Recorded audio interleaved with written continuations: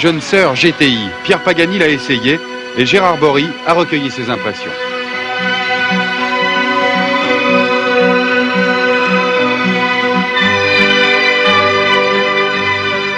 Il était temps que nous ayons aussi notre GTI en France. La nouvelle 205 est vendue pour 190 km/h, cette vitesse de pointe la place très bien face aux autres petites tractions sportives européennes. C'est un peu moins vite que la Delta Turbo, la Ritmo Abarth ou la Golf GTI, mais c'est plus vite que la Kadett GTE, l'Escort XR3 ou la R5 Alpine Turbo.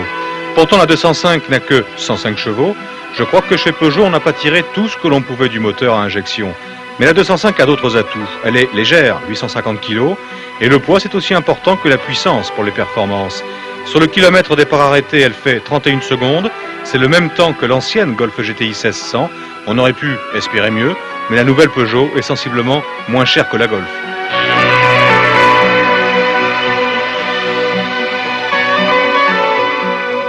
La première chose que j'ai remarqué effectivement, c'est la position de conduite. Je trouve que c'est très important dans une voiture sportive.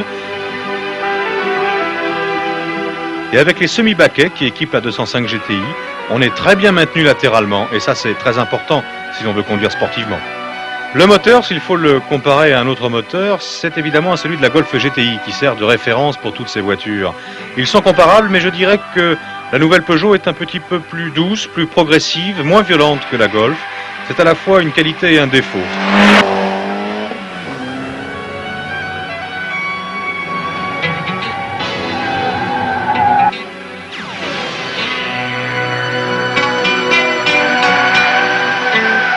Sa boîte a un étagement sportif, du moins en ce qui concerne les 3 rapports qu'on utilise lorsque l'on conduit par exemple très vite en montagne, 2e, 3e et 4e, et ces 3 rapports sont parfaitement étagés. La 205, à mon avis, est la traction avant la moins sous-vireuse du monde. On arrive à son volant à oublier même que c'est une traction. Je parle des 205 en général, et la GTI ne fait pas exception. Il faut rouler sur le mouillé, c'est ce qui est arrivé pendant notre essai, pour arriver à retrouver du sous-virage. Et encore, il est incroyablement limité. Je crois qu'on peut dire un grand bravo aux techniciens de Peugeot pour le train avant.